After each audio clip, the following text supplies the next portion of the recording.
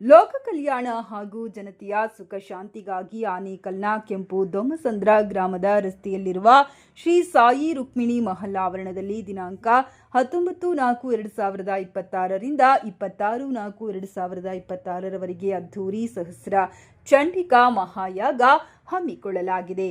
New ಬಾಲ್ಡಿನ್ ವಿದ್ಯಾಸಂಸ್ಥೆಗಳ ಸಂಸ್ಥಾಪಕರಾದ doctor Venugopal ಹಾಗೂ ಸೌಭಾಗ್ಯವತಿ ವೇಣುಗೋಪಾಲ್ ದಂಪತಿಗಳ ಸಂಕಲ್ಪದಂತೆ ಈ ಬೃಹತ್ ಧಾರ್ಮಿಕ ಕಾರ್ಯಕ್ರಮ ನಡೆಯಲಿದೆ.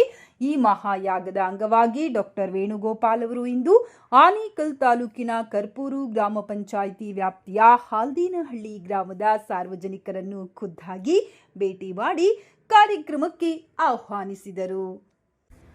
ಈ ವೇಳೆ ಬಿಜೆಪಿ ತಾಲೂಕು ಉಪಾಧ್ಯಕ್ಷ ಹಾಗೂ ಮಾಜಿ ಗ್ರಾಮ ಪಂಚಾಯಿತಿ ಸದಸ್ಯರಾದ ಹಾಲ್ದಿನಹಳ್ಳಿ ತಿಮ್ಮರಾಜು ಅವರು ಕಾರ್ಯಕ್ರಮದ ನೇತೃತ್ವ ವಹಿಸಿದ್ದರು. 7 ದಿನಗಳ ಕಾಲ ನಿರಂತರ ಯಾಗ ಮತ್ತು ಪೂಜಾ ಕಾರ್ಯಗಳು ನಡೆಯಲಿದ್ದು ಬೆಳಗ್ಗೆ 8 ರಿಂದ 11 ಮತ್ತು ಸಂಜೆ 4 ರಿಂದ ರಾತ್ರಿ 9 ಗಂಟೆಯವರೆಗೆ 108 ಹೋಮಕುಂಡಗಳಲ್ಲಿ ಏಕಕಾಲಕ್ಕೆ ಹೋಮ ಹವನಗಳು ಜರುಗಲಿವೆ. ಪ್ರತಿದಿನ ಲಲಿತ ಸಹಸ್ರನಾಮ ಪಾರಾಯಣ, ದಂಪತಿ ಪೂಜೆ, ಕುಂಕುಮಾರ್ಚನೆ, ಸುಹಾಸಿನಿ ಪೂಜೆ, ಕನ್ಯಾ ಪೂಜೆ ಹಾಗೂ ತೀರ್ಥ ಪ್ರಸಾದ ವಿನಿಯೋಗ ನಡೆಯಲಿದೆ. ಧಾರ್ಮಿಕ ಕಾರ್ಯಕ್ರಮಗಳೊಂದಿಗೆ ಪ್ರತಿದಿನ ಸಂಜೆ ಪ್ರಖ್ಯಾತ ಕಲಾ ತಂಡಗಳಿಂದ ಸಂಗೀತ, ಭರತನಾಟ್ಯ ಹಾಗೂ ಹರಿಕಥೆ ಆಯೋಜಿಸಲಾಗಿದೆ. ವಿಶೇಷವಾಗಿ ಗಿನ್ನಿಸ್ ದಾಖಲೆ ನಿರ್ಮಿಸಿರುವ ತಂಡದಿಂದ ಸ್ನ್ಯಾಕ್ಸೋಫೋನ್ ಸಂಗೀತ ಕಾರ್ಯಕ್ರಮ ಜನಮನ ಸೆಳೆಯಲಿದೆ. ಸುಮಾರು 120 ವರ್ಷಗಳ ಹಿಂದೆ ಮೈಸೂರು ಮಹಾರಾಜರು ಇಂತಹ ಬೃಹತ್ ಸಹಸ್ರ ಚಂಡಿಕಾ ಮಹಾಯಾಗವನ್ನ ಮಂಡಿಸಿದ ಇತಿಹಾಸವಿದೆ. ಇದೀಗ ಅಂತಹದ್ದೇ ಒಂದು ಅಪರೂಪದ ಅವಕಾಶ ಆನೇಕಲ್ ಭಾಗದ ಜನತೆಗೆ ದೊರೆತಿದೆ ಎಂದು ಆಯೋಜಕರು ತಿಳಿಸಿದ್ದಾರೆ. ಈ ಮಹಾಯಾಗಕ್ಕೆ ಕರ್ನಾಟಕದ ವಿವಿಧ ಭಾಗಗಳ ಪರಮ ಪೂಜ್ಯ ಸ್ವಾಮೀಜಿಗಳು, ಮಠಾಧೀಶರು, ವೇದ ಪಾರಂಗತರು, ಯೋಗಿಗಳು ಹಾಗೂ ಸಮಾಜದ ಗಣ್ಯರು ಸಾಕ್ಷಿಯಾಗಲಿದ್ದಾರೆ. ಕರ್ಪೂರು ಮತ್ತು ಹಾಲ್ದಿನಹಳ್ಳಿ ಸೇರಿದಂತೆ ಸುತ್ತಮುತ್ತಲಿನ ಗ್ರಾಮಗಳ ಪ್ರತಿಯೊಬ್ಬ ಭಕ್ತಾದಿಗಳು ಸಕುಟುಂಬ ಪರಿವಾರ ಸಮೇತರಾಗಿ ಆಗಮಿಸಿ ತಾಯಿಯ ಕೃಪೆಗೆ ಪಾತ್ರರಾಗಬೇಕೆಂದು ಡಾಕ್ಟರ್ ವೇಣುಗೋಪಾಲ್ ಮತ್ತು HM ತಿಮ್ಮರಾಜು ಗೌಡ ಅವರು ಮನವಿ ಮಾಡಿದ್ದಾರೆ. ಹಾಗೂ ಹಾಲ್ದಿನಹಳ್ಳಿ ಗ್ರಾಮದ ಸಮಸ್ತ ಭಕ್ತ ಮಹೇಶರಲ್ಲಿ ಈ ದಿನ ವಿಶೇಷವಾಗಿ ಭಗವಂತನ ಒಂದು ಪೂಜೆ ಮಾಡುವ ಮುಖಾಂತರ ಈ ಒಂದು ಚಂಡಿಕಾ ಸಹಸ್ರ ಚಂಡಿಕಾ ಮಹಾಯಾಗಕ್ಕೆ ಕಾರಣೀಭೂತರಾದಂತಹ ನಮ್ಮ ವೇಣುಗೋಪಾಲ್ ಸಾರು ಹಾಗೂ ಅವರ ಶ್ರೀಮತಿ ಅವರಿಗೆ ಹಾಲ್ದಿನಹಳ್ಳಿ ಗ್ರಾಮ ಹಾಗೂ ಕರ್ಪೂರು ಗ್ರಾಮ ಪಂಚಾಯತಿ ವತಿಯಿಂದ ಆ ಭಗವಂತ ಆಯುರ ಆರೋಗ್ಯ ಅಷ್ಟೈಶ್ವರ್ಯ ಎಲ್ಲ ಕೊಟ್ಟು ಇನ್ನೂ ಹೆಚ್ಚು ಈ ದೇವತಾ ಕಾರ್ಯಗಳಲ್ಲಿ ಪಾಲ್ಗೊಂಡು ಎಲ್ಲ ಲೋಕ ಕಲ್ಯಾಣಕ್ಕೆ ಅವರು ಶ್ರಮ ಪಡ್ತಾ ಇದ್ದಾರೆ. ಅವ್ರಿಗೆ ಹೆಚ್ಚಿನ ಆರೋಗ್ಯ ಕೊಡಲಿ ಅಂತ ನಮ್ಮ ಕರ್ಪೂರು ಗ್ರಾಮ ಪಂಚಾಯತಿ ವ್ಯಾಪ್ತಿಯ ಎಲ್ಲ ಭಕ್ತ ಮಹಾಶಯರ ಪರವಾಗಿ ಅವರಿಗೆ ತುಂಬ ಹೃದಯದ ಧನ್ಯವಾದಗಳನ್ನು ತಿಳಿಸ್ತಾ ಸ್ವಾಗತವನ್ನು ಸಹ ಕೋರ್ತೇನೆ.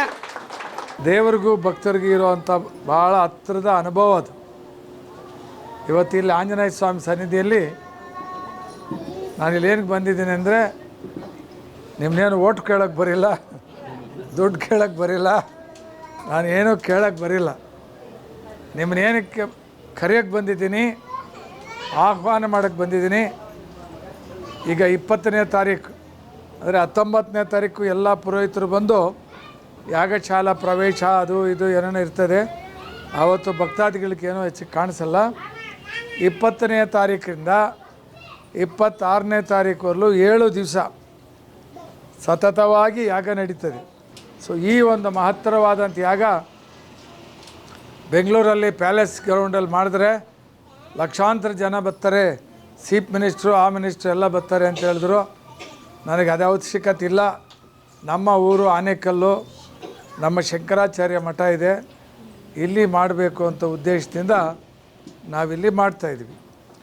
20ನೇ ತಾರೀಕಿಂದ ಯಾಗ ಹೆಂಗಿರ್ತದೆ ಅಂದರೆ, ಬೆಳಗಿನ ಜಾವ 8:30 ಸ್ಟಾರ್ಟ್ ಆಗ್ತದೆ, 11:00 ಪೂರ್ಣಾಹುತಿ ಆಗ್ತದೆ, ಲಘು ಪೂರ್ಣಾಹುತಿ ಅಂತ.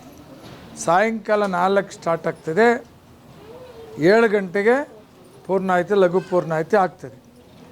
ಇದು 6 ದಿವಸ ಬೆಳಗ್ಗೆ ಸಾಯಂಕಾಲ 6 ದಿವಸ ನಡೀತದೆ. 7ನೇ ದಿವಸ ಬೆಳಗ್ಗೆ 7 ಗಂಟೆಗೆ ಯಾಗ ಶುರುವಾಗ್ತದೆ. 11:30 11:40 ಶುಭ ಲಗ್ನದಲ್ಲಿ ಪೂರ್ಣಾಹುತಿ ಮಾಡ್ತಾರೆ. ಇದು ಯಾಗ ನಡೀತದೆ. ಇದಕ್ಕೆ 108 ಹೋಮಗುಂಡು ಹಾಕ್ತೀವಿ. ಸುಮಾರು 2 ಎಕರೆಯಲ್ಲಿ ಶುರುವಾಗಿದ್ದಾರೆ. ಇವಾಗ ಹೋಮಗುಂಡ ಕಟ್ಟಕ್ಕೆ ಶುರು ಮಾಡ್ತಾಯಿದ್ದಾರೆ. 8 ಜನ ಪುರೋಹಿತರು ಜಪ ಮಾಡ್ತಾರೆ. ಅದು ಚಂಡಿಕಾ ಜಪ ಅಂತ. ದಿನಕ್ಕೆ ಇಷ್ಟು ಜಪ ಮಾಡಬೇಕು ಅಂತ ಶಾಸ್ತ್ರ ಇದೆ. ಅದು ಜಪ ಮಾಡ್ತಾರೆ. ಈ ಥರ ಹೋಮಗಳು ನಡೀತಾ ಇರ್ತದೆ. ಮತ್ತು ಬೆಳಗ್ಗೆ ಹೋಮಗಳ ಪಾಠಕ್ಕೆ ಹೋಮಗಳು ನಡೀತಾ ಇದ್ದರೆ ಇನ್ನೊಂದು ಜಾಗದಲ್ಲಿ ನಮಗೆ ದಂಪತಿ ಪೂಜೆ ಅಂದರೆ ಬ್ರಾಹ್ಮಣರು ಹೆಂಡತಿ ಗಂಡ ವಯಸ್ಸಾಗಿರೋರು ದಂಪತಿಗಳನ್ನ 1-2-3 ಜನ ದಂಪತಿಗಳನ್ನ ಕೂಡಿಸಿ ಅವರಿಗೆ ನಾವು ಪಾದಪೂಜೆ ಮಾಡಿ ದಾನ ಧರ್ಮಗಳೆಲ್ಲ ಮಾಡ್ತೀವಿ. ಅದು ದಂಪತಿ ಪೂಜೆ ಮಾಡ್ತೀವಿ. ತದನಂತರ ಆ ಪಕ್ಕದಲ್ಲೇ ಸುಹಾಸಿನಿ ಪೂಜೆ ಅಂತ ದಿವಸಕ್ಕೆ 20 ಜನ ಬ್ರಾಹ್ಮಣರ ಮುತ್ತೈದ ಶ್ರೀಗಳಿಗೆ ಪಾದಪೂಜೆ ಮಾಡಿ ಬಾಗಿಣಿಯನ್ನು ಕೊಡ್ತೀವಿ. ಪಕ್ಕದಲ್ಲಿ ಸಣ್ಣ ಮಕ್ಕಳು ಯಾವ ಜಾತಿ ಯಾವ ಕುಲ ಅಂತೇನಿಲ್ಲ, 8 ವರ್ಷ ಒಳಗಡೆ ಇರೋವಂಥ ಹೆಣ್ಮಕ್ಕಳು ನಮ್ಮದು ಆನೇಕಲ್ ತಾಲೂಕಲ್ಲಿ 4 ಸ್ಕೂಲ್ ಇದೆ. ಸೆಲೆಕ್ಟ್ ಮಾಡಿ ಬಟ್ಟೆ ಹೊಲಿಸಿ ರೆಡಿ ಮಾಡಿದ್ದೀವಿ. ದಿವಸಕ್ಕೆ 20-25 ಜನ ಹೆಣ್ಮಕ್ಕಳು ಅವರಿಗೆ ಪಾದಪೂಜೆ ಮಾಡಿ ಕನ್ಯೆ ಪೂಜೆ ಮಾಡ್ತೀವಿ. ದಂಪತಿ ಪೂಜೆ, ಸುಹಾಸಿನಿ ಪೂಜೆ, ಕನ್ಯೆ ಪೂಜೆ ಇದು 10 ಗಂಟೆಯಿಂದ 11 ಗಂಟೆಗೆ ಪ್ರತಿನಿತ್ಯ ನಡೀತದೆ. ತದನಂತರ ಪೂರ್ಣಾಯಿತಿ ಇರ್ತದೆ. ಮತ್ತು 9-9:30 ಗಂಟೆಯಿಂದನೇ ಪ್ರಸಾದ ವಿನಿಯೋಗ ಶುರುವಾಗ್ತದೆ. ಮಹಾಪ್ರಸಾದ ಅಂತ ಅದು ಶುರುವಾಗ್ತದೆ. ಅದು ನಡೀತಾನೇ ಇರ್ತದೆ. ಅದಾದಮೇಲೆ ಮತ್ತೆ ಬ್ರೇಕು. ಸಾಯಂಕಾಲ 4 ಗಂಟೆಗೆ ಪುರೋಹಿತರು ಹೋಮ ಶುರು ಮಾಡ್ತಾರೆ. 4:15 ಗಂಟೆಗೆ ಲಲಿತ ಸಹಸ್ರನಾಮ ಕುಂಕುಮಾರ್ಚನೆ ಅಂತ ನಡೀತದೆ. ಯಾರ್ಯಾರು ಹೆಣ್ಮಕ್ಳು ಬರ್ತಾರೋ ಅದರಲ್ಲಿ ಯಾವ ಜಾತಿ ಅಂತೇನಿಲ್ಲ, ಯಾವ ಜಾತಿಯವರಾದರೂ ಬರ್ಬೋದು. ನಾವೊಂದು ಸಣ್ಣ ಪ್ಲೇಟ್ ಕೊಡ್ತೀವಿ, ಮಹಾಮೇರು ಚಕ್ರ ಶ್ರೀ ಚಕ್ರ ಅಂತ ಹೇಳ್ತೀವಿ, ಅದು ಕೊಡ್ತೀವಿ. ಕುಂಕುಮ ಕೊಡ್ತೀವಿ. ತಾವು ಲಲಿತ ಸಹಸ್ರನಾಮ ಸಾಯಂಕಾಲ 4:15 ಗಂಟೆಯಿಂದ 5:15 ಗಂಟೆಗೆಲ್ಲೂ ಪುರೋಹಿತರು ಹೇಳ್ತಾಯಿದ್ರೆ ಕುಂಕುಮಾರ್ಚನೆ ಆಗ್ತಾಯಿರ್ತೀವಿ. ಅದು 1 ಗಂಟೆ ಆದಮೇಲೆ ಆಗೋಗ್ತದೆ. ಮಹಾಮಂಗಳಾರತಿ ಮಾಡಿಕೊಟ್ಟು ನಿಮಗೆ ಒಂದು ಕವರ್ ಕೊಟ್ಟು ನಿಮಗೆ ಯಾರು ಹೆಣ್ಮಕ್ಳು ಬರ್ತಾರೆ ಅವ್ರಿಗೆ ಆ ಪ್ಲೇಟು, ಆ ಮಹಾಮೇರು ಚಕ್ರ, ಕುಂಕುಮ ಸಮೇತವಾಗಿ ಹೆಣ್ಮಕ್ಳಿಗೆ ಕೊಟ್ಬಿಡ್ತೀವಿ. ನೀವು ದಿವಸನೂ ಬರ್ಬೋದು, ದಿವಸನೂ ಲಲಿತ ಸಹಸ್ರನಾಮ ಕೂತ್ಕೋಬೋದು. ಆದರೆ 2ನೇ ದಿವಸ ಬಂದರೆ ನೆನ್ನೆ ಕೊಟ್ಟಿರೋದ್ರನ್ನ ಇವತ್ತು ಎತ್ಕೊಂಡು ಬರಬೇಕು. ಮೊಬೈಲಲ್ಲಿ ಹಾಕಿದ್ರೆ ಲಲಿತ ಸಹಸ್ರನಾಮ ಬರ್ತದೆ. ಮಂಗಳವಾರ 3 ಗಂಟೆಯಿಂದ 4:15 ಗಂಟೆ, ಶುಕ್ರವಾರ ರಾವು ಕಾಲ 10:30ಇಂದ 12. ಈ 2 ದಿವಸ ಆ ರಾವು ಕಾಲದಲ್ಲಿ ನೀವು ಮಾಡಿದ್ರೆ ಭಾರಿ ಒಳ್ಳೆಯದು. ಅದು ನಿಮ್ಮಿಷ್ಟ, ನಾವು ಕೊಡೋದಂತೂ ಕೊಡ್ತೀವಿ. ಈ ರೀತಿಯಾಗಿ ಪ್ರತಿನಿತ್ಯ ಲಲಿತ ಸಹಸ್ರನಾಮ ನಡೀತದೆ. ಮತ್ತು ಸಾಯಂಕಾಲ 5:15 ಗಂಟೆಯಿಂದ 7:15 ಗಂಟೆ 8 ಗಂಟೆವರೆಗೂ ದಿವಸ ಒಂದೊಂದು ಕಾರ್ಯಕ್ರಮ ಇದೆ. ಒಂದು ದಿವಸ ಮೊದಲನೇ ದಿವಸ ನಮ್ಮ ತೇಜಸ್ವಿನಿ ಸೂರ್ಯ ಅವರು ಮಿಸಸ್ಸು ಶಿವಸ್ಕಂದ ಅಂತ ಅಮ್ಮ ಭಾರಿ ಪ್ರಪಂಚದಲ್ಲಿ ಫೇಮಸ್ ಸಂಗೀತ ಮಾಡ್ತಾಳೆ. ಆ ಎಮ್ಮನ್ನು ಕರೆಸಿದ್ದೀವಿ. ಆ ಎಮ್ಮನ ಟೀವು ನೀವೆಲ್ಲ ಮೊದಲನೇ ದಿವಸ 4 ಗಂಟೆಗೆ ಬಂದುಬಿಡ್ರಿ. ಬೆಳಗ್ಗೆನೂ ಬರ್ರಿ, ಬೇಡ ಅನ್ನಲ್ಲ. 4 ಗಂಟೆಗೆ ತಪ್ಪದಿರ ಬನ್ನಿರಿ. ಬಂದು ಆ ಸಂಗೀತ ಅವ್ರ ದೇವ್ರ ನಾಮಗಳು ಕೇಳಬೇಕು. ಅವ್ರದ್ದು 7:15ಗೆ ಮುಗೀತದೆ. ತದನಂತರ ಎಲ್ಲರೂ ಊಟ ಮಾಡಿ ವಾಪಸ್ ಬರ್ಬೋದು. 2ನೇ ದಿವಸ ಒಂದು ಹರಿಕತೆ ಇರ್ತದೆ. ಜಮುನಾ ಶ್ರೀನಿವಾಸ್ ಅಂತ ಆಂಧ್ರದ ಒಬ್ಬ ಎಮ್ಮ, ಆ ಎಮ್ಮ ತೆಲುಗಲ್ಲಿ ಹರಿಕತೆ ಮಾಡ್ತಾಳೆ. 3ನೇ ದಿವಸ ಸ್ಯಾಕ್ಸಫೋನ್ ಮಾಡೋ ಅಂಥ ಒಬ್ಬ ಎಮ್ಮ 43 ಗಂಟೆ ನಿಲ್ಲಿಸ್ತೀರ ಬಾರಿಸಿರೋದು ಆ ಎಮ್ಮ. ಆ ತಾಯಿ ಅವಳದೊಂದು ಜೊತೆಯಲ್ಲಿ ಎಲ್ಲ ಹೆಣ್ಮಕ್ಳೇ ಬರ್ತಾರೆ.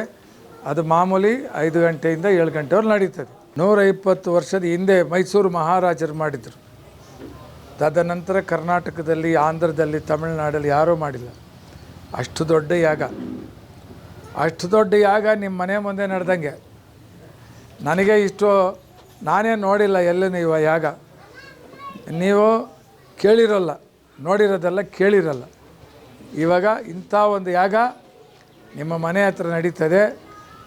ಎಷ್ಟು ವರ್ಷ ನಾವು ಬದುಕಿರ್ತೀವಿ ಈಗ ನಿಮ್ಗೆ 70 ವರ್ಷ ಆಗಿರಬೇಕು, 70 ವರ್ಷ ಹೋಯ್ತು. 7 ದಿವಸ ಪ್ರಯೋಜನ ಮಾಡ್ಕೋಬೇಕು ಎಲ್ಲರೂ. 7 ದಿವಸ ಬೆಳಿಗ್ಗೆ ಸಾಯಂಕಾಲ 6 ದಿವಸ ಬಂದರೆ ಎಷ್ಟೋ ಪುಣ್ಯ ಬರ್ತದೆ. ನೀವು ಏನು ಬಯಸಿದ್ರೇನೋ ಅಲ್ಲಿ ಆಗ್ತದೆ. ಯಾಕಂದರೆ ಮಹಾಚಂಡಿ ಸೃಷ್ಟಿಗೆ ಆದಿ ತಾಯಿ ಆ ಯಮ್ಮ ತಾಯಿ ಯಾಗ ಮಾಡಿದ್ರೆ 3 ಕೋಟಿ ದೇವತೆಗಳು ನೆಲಗೆ ಇಳಿದು ಬಂದು ಕೂತಿರ್ತಾರೆ. ಅಲ್ಲಿ ನೆಲಗೆ ಇಳಿದು ಬಂದು ಕೂತಿರ್ತಾರೆ. ನಮ್ಮ ಕಣ್ಣಿಗೆ ಕಾಣಿಸಲ್ಲ. ನಮ್ಮ ಧರ್ಮ, ನಮ್ಮ ಹಿಂದೂ ಧರ್ಮದಲ್ಲಿ ನಂಬಿಕೆ, ಕಲ್ಲಲ್ಲಿ ಭಗವಂತನ ನೋಡ್ತೀವಿ, ಆ ಗಿಡದಲ್ಲಿ ಭಗವಂತನ ನೋಡ್ತೀವಿ, ಹುತ್ತಲ್ಲಿ ಭಗವಂತನ ನೋಡ್ತೀವಿ. ಆ ಒಂದು ನಂಬಿಕೆ ಇರೋ ಧರ್ಮ ಪ್ರಪಂಚದಲ್ಲೇ ಸ್ಟ್ರಾಂಗ್ ಧರ್ಮ ಹಿಂದೂ ಧರ್ಮ, ನಮ್ಮ ಧರ್ಮ. ಆ ಧರ್ಮದಲ್ಲಿ 3 ಕೋಟಿ ದೇವತೆಗಳು ಬಂದು ಅಲ್ಲಿ ಪುಣ್ಯವಾದಂಥ ಒಂದು ಕೊಳ, ಒಂದು ನದಿ ಸೃಷ್ಟಿ ಆಗ್ತದೆ. ನೀವು 2 ಕೈಯಲ್ಲಿ ಎತ್ಕೊಂಡು ಕುಡ್ಕೊಂಡು ಬರ್ಬೋದು, ಬರೋವಾಗ ಒಂದು ಬಾಟ್ಲು ತುಂಬ್ಕೊಂಡು ಬರ್ಬೋದು, ಒಂದು ಬಿಂದಿಗೆ ತುಂಬ್ಕೊಂಡು ಬರ್ಬೋದು. ನಿಮ್ಮ ಭಕ್ತಿಯಲ್ಲಿ ತುಂಬ್ಕೊಂಡು ಬರೋದು. ಅಂಥ ಮಹಾಯಾಗಗಳನ್ನು ಮಾಡುವಂಥ ವ್ಯಕ್ತಿಗಳು ಆ ಕಾಲದಲ್ಲಿ ಋಷಿಮುನಿಗಳು, ಮಹಾರಾಜರುಗಳು, ಚಕ್ರವರ್ತಿಗಳು ಮಾಡ್ತಾ ಇದ್ದಿದ್ದು. ಪಾಂಡವರಲ್ಲಿ ಧರ್ಮರಾಯರು ಆ ಯಾಗವನ್ನು ಮಾಡಿದ್ರು, ದಶರಥ ಮಹಾರಾಜರು ಮಾಡಿದ್ರು ರಾಮಾಯಣ ಕಾಲದಲ್ಲಿ. ಅವೆಲ್ಲ ನಾವು ಕೇಳಿದ್ದೀವಿ ಅಷ್ಟೇ. ಇವತ್ತು ನಮ್ಮ ಒಂದು ಸುದೈವ ಏನು ಅಂತಂದರೆ, ನಮ್ಮ ಆನೇಕಲ್ ಭಾಗದವರೇ ಆದಂಥ ಪಕ್ಕದ ಗುಮ್ಳಾಪುರದ ಸಮೀಪದ ಒಂದು ಹಳ್ಳಿಯವರು, ನಮ್ಮ ಆನೇಕಲ್ ಭಾಗದವರೇ ಅಂದ್ಕೊಳ್ಳಿ. ಆನೇಕಲ್ನ ಈ ಒಂದು ಮಹಾ ವ್ಯಕ್ತಿ ಇಂಥ ಒಂದು ದೊಡ್ಡ ಮಹಾಯಾಗವನ್ನು ಮಾಡ್ತಾಯಿದ್ದಾರೆ. ಅವ್ರು ಹೇಳಿದರು, ಅದನ್ನು ಮತ್ತೆ ನಾನು ಹೇಳೋಕ್ಕೋಲ್ಲ. ಇದು ಒಂದು ಯಾಗವನ್ನು ಮಾಡಬೇಕು ಅಂದರೆ ನೀವು ಅರ್ಥ ಮಾಡ್ಕೊಳ್ಳಿ, ದಶರಥ ಮಹಾರಾಜರು ಅಥವಾ ಧರ್ಮರಾಯರು ಅಂಥ ಮಹಾ ಚಕ್ರವರ್ತಿಗಳು ಮಾಡಿರುವಂಥ ಒಂದು ಯಾಗವನ್ನು ಇವತ್ತು ಇಲ್ಲಿ ನಮ್ಮ ಆನೇಕಲ್ ಭಾಗದಲ್ಲಿ ಅವ್ರು ಮಾಡ್ತಾಯಿದ್ದಾರೆ ಅಂದರೆ ಇದರ ಮಹತ್ವ ಎಷ್ಟು ಅಂತ. ಮತ್ತು ಅವರ ಗುರುಗಳಾದಂಥ ನಾನು ಕೇಳಿರೋ ಮಾತು, ಸಾಯಿಬಾಬಾರವರ ಶಿಷ್ಯರು ಇವರು. ಅವರು ಚೆನ್ನೈಯಲ್ಲಿ ಸುಮಾರು 20 ವರ್ಷಗಳ ಹಿಂದೆ ಒಂದು ಯಾಗವನ್ನು ಮಾಡಿದ್ರು, ಫೇಮಸ್ ಆದಂಥ ಒಂದು ಮಹಾಯಾಗ. ಅದಕ್ಕೆ ನಮ್ಮ ಆನೇಕಲ್ನ ಕಿತ್ಗಾನಹಳ್ಳಿಯ ನಂಜುಂಡ ದೀಕ್ಷಿತ್ರವರು ಯಾಗ ಮಂಟಪದ ಒಂದು ಜವಾಬ್ದಾರಿಯನ್ನು, ಉಸ್ತುವಾರಿಯನ್ನು ಸಾಯಿಬಾಬಾ ಅವರೇ ಕರೆಸಿ ಅವರಿಗೆ ವಹಿಸಿದರು. ಇದು ನಮ್ಮ ಆನೇಕಲ್ನ ಶ್ರೇಷ್ಠತೆ. ಇಂತಹ ಒಂದು ಪುಣ್ಯಭೂಮಿಯಲ್ಲಿ ಇವತ್ತು ನೀವೆಲ್ಲ ಇಲ್ಲಿ ಕುಳಿತುಕೊಂಡು ಅವರ ಮಾತನ್ನು ಕೇಳಿದ್ದೀರಾ.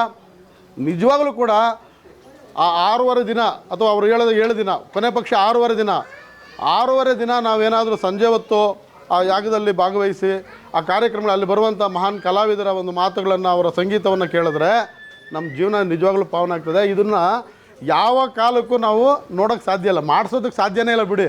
ನಮ್ಮ ಜನ್ಮದಲ್ಲಿ ನಮ್ಮ ಮನೇಲಿ ಒಂದು ಸತ್ಯನಾರಾಯಣ ಸ್ವಾಮಿ ಪೂಜೆ ಮಾಡಿಸ್ಬೇಕಾದ್ರೆ ಅಥವಾ ಒಂದು ಸಣ್ಣ ಪೂಜೆ ಮಾಡಿಸ್ಬೇಕಾದ್ರೆ ನಮ್ಮ ಕೈಲಿ ಆಗಲ್ಲ. ಭಗವಂತನ ಕೃಪೆ ಇದ್ದರೆ ಮಾತ್ರ ಸಾಧ್ಯ. ಇಂಥ ಮಹಾಯಾಗಗಳನ್ನು ಇಂಥ ಮಹಾಪುರುಷರು ಮಾತ್ರ ಮಾಡೋಕ್ಕೆ ಸಾಧ್ಯ.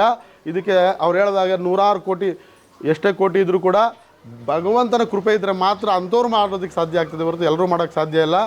ಮತ್ತು ಜನ ಬೆಂಬಲನೂ ಬೇಕು. ಸೊ ನಾವು ಅವ್ರು ಮಾಡ್ತಾ ಇರುವಂಥ ಈ ಪುಣ್ಯ ಕಾರ್ಯಕ್ಕೆ ನಮ್ಮ ಆಲ್ದೇನಹಳ್ಳಿ ಗ್ರಾಮದ ಪರವಾಗಿ ನಾವೆಲ್ಲ ಕೂಡ ಅವರು ಉಚಿತವಾಗಿ ಬಸ್ಸನ್ನು ವ್ಯವಸ್ಥೆ ಮಾಡಿದ್ದಾರೆ. ಮಹಾತಾಯಂದಿರು, ಸಹೋದರಿಯರು, ನಮ್ಮ ಸಹೋದರರು, ಎಲ್ಲ ನಮ್ಮ ಗ್ರಾಮಸ್ಥರು ಕೂಡ ಹೆಚ್ಚಿನ ಸಂಖ್ಯೆಯಲ್ಲಿ ಆ ಒಂದು ಪುಣ್ಯ ಕಾರ್ಯದಲ್ಲಿ ನಮ್ಮ ಒಳಿತಿಗಾಗಿ ಭಾಗವಹಿಸೋಣ.